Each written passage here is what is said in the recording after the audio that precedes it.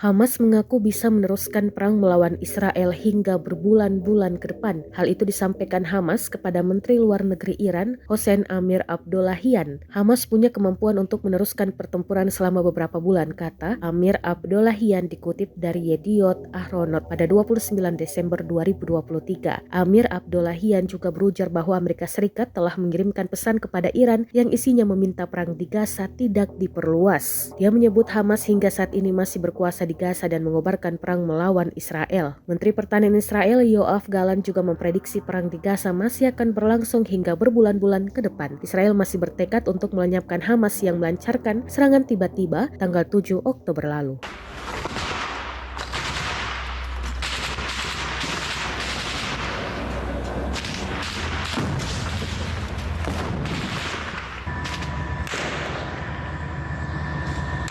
Bismillah.